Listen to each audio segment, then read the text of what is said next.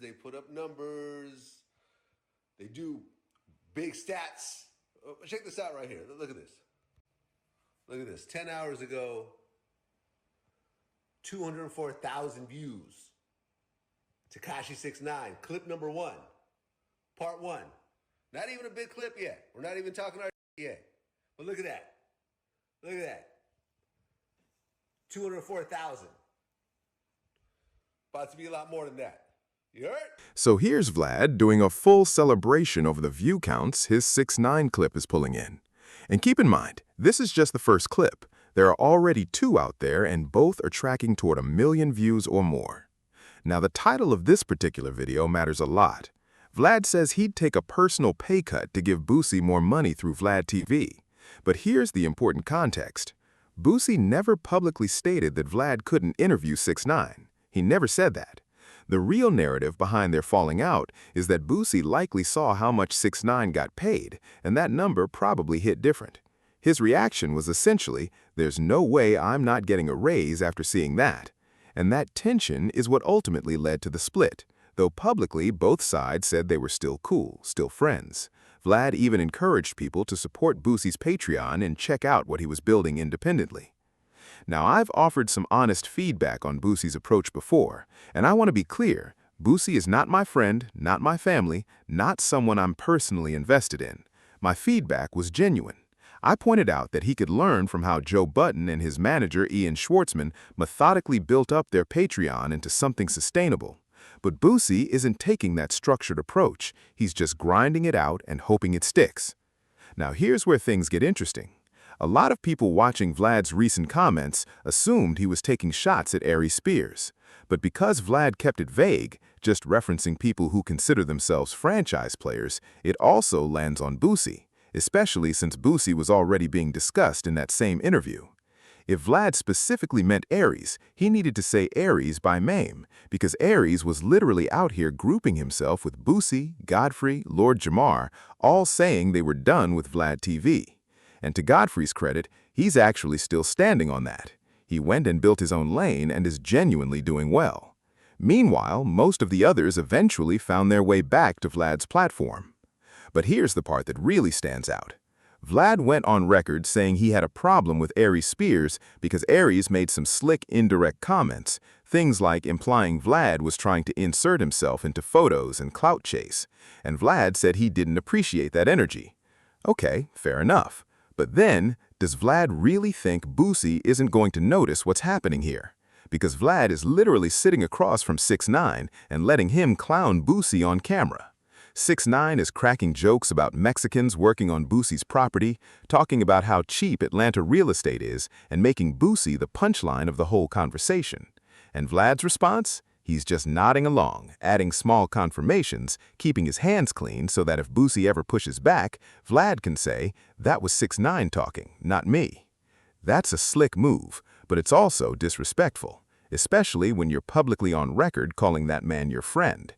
Because Vlad didn't just say they had a business relationship, he said they had a genuine friendship, and Boosie held up his end of that publicly. When fans were ready to come after Vlad the moment Boosie left, Boosie was the one who stepped up and said, "No, we're good, it's just business. Me and Vlad are still cool." He protected that friendship publicly. So, for Vlad to turn around and use 6ix9ine as a proxy to take shots at him, hiding behind the guest while letting the disrespect play out on his own platform, that's not something only I'm picking up on. Even people in Vlad's own circle and people close to both Vlad and 6ix9ine, like academics, have been openly critical. I caution Vlad a bit because Boosie, you got to treat somebody like a friend. Like, I feel like, I completely understood Vlad saying, I only spoke on this Boosie thing because Boosie spoke on it first. He didn't tell the full story, so I told the full story. Okay, cool. Boosie's now done his own interview, this and third. But unless I'm mistaken, Boosie's not consistently online, like, kind of like, Vlad, I'm sticking it to you. And it's kind of starting to feel like that now with Vlad and Boosie. And I think that this is how you start to make it where you guys never become friends again, right? Where it could get to a point where, like, Boosie might feel like you're trying to just shit on him, right? You're trying to hit on him with these other guys or these other people. And especially, I thought the original incident or the original transgression came from Boosie probably thinking that, hey, him and 6ix9ine aren't the same type of person. So when you do an interview with 6ix9ine speaking about him, I could see Boosie not being that happy. But again, this is only if Vlad cares about the relationship and salvaging it. I feel like it's going down a path where Boosie's gonna come out soon and say "fuck you, Vlad," and I think they've both kept it nice, but it's a little bit over. There's some passiveness there going. And here's what makes Academic's perspective so significant. He has no personal stake in Boosie. He's not in Boosie's corner. He's actually cool with both Vlad and 6ix9ine. So when even he is stepping back and calling this out, that tells you something real is happening here. And I fully agree with his read on the situation.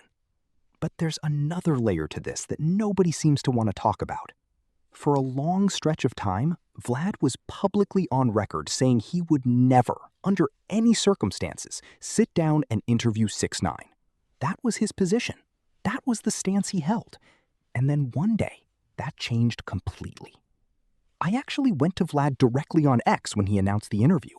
I replied and asked him genuinely, "What changed your mind?" And I want to be clear, that wasn't me trying to set up a gotcha moment. I was legitimately curious, because there was no new information about 6ix9ine that surfaced in the months before that interview. Nothing came out that we didn't already know from the 6 or 7 years prior. Vlad had framed his refusal as a moral position, and then without any real explanation, he brought him on and paid him a significant amount of money. The only honest answer is views, but we never actually got that explanation directly. Now here's why that matters specifically for Boosie. Vlad told Boosie and told the public that he would never interview 6ix9ine. That stance aligned with Boosie's values. Boosie has never been quiet about how he feels about people who cooperate with federal authorities. So when Vlad flips that position and not only brings 6ix9ine on, but pays him more than Boosie was making, that creates a real problem. That's one layer of disrespect. But then there's Charleston White. Vlad has now revealed he's in talks with Charleston White about a potential interview. And this is the same Charleston White that Vlad previously refused to platform. And his stated reason at the time was specifically his relationship with Boosie, because Charleston White had made deeply disrespectful comments about Boosie's children. Vlad drew a line and said he wasn't going to do that interview out of respect for Boosie. And now that line is gone. So the question... Make 100K from doing club dates or for doing features, that's quite a good amount of work. Well, I guess because people are like saying he fumbled the bag and so forth, which I don't agree with. He's been putting out videos saying, "Hey man, I make 100K every weekend doing shows," and I don't doubt it, because at no point do I feel like Boosie is dependent on Vlad TV to pay his bills. For the record, I really doubt that he's doing that every weekend. Yeah, I don't know where. Well, he's pretty big in the South, man, and there's a lot of like. But every weekend. Well, think about it. He's a big entity in the South. Yeah. Like, I'm not here to discredit Boosie on any level, right? I have a lot of respect for Boosie, and think about how many states that you and I have never gone to, right? With cities that you and I will never He's been building up his network for 20 years. He's had this network of clubs, and look, you don't need to do an arena.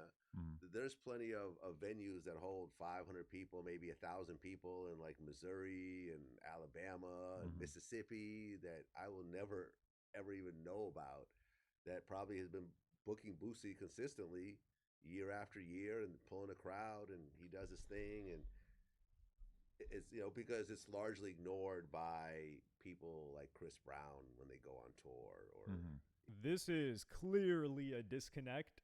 And this is clearly a disconnect. Not a cultural one, but a regional one. Because there are people from Mississippi who told me personally, when Boosie would pull up to cities across the South, it was a completely different level of reception.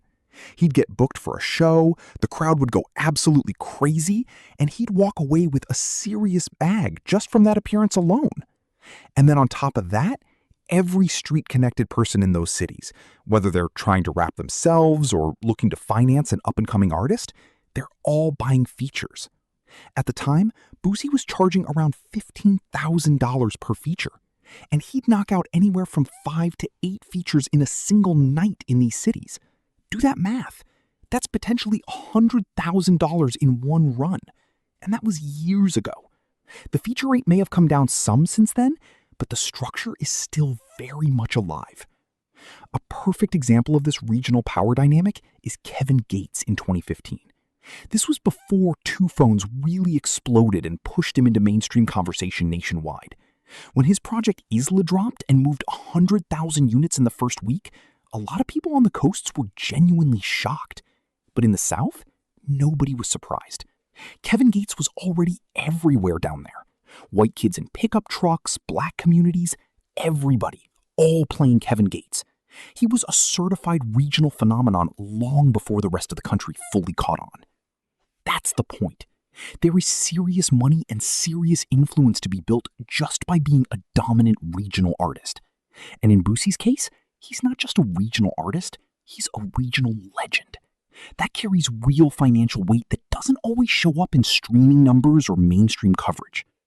So to be completely fair and balanced here, Boosie is not broke. He is not struggling. He is not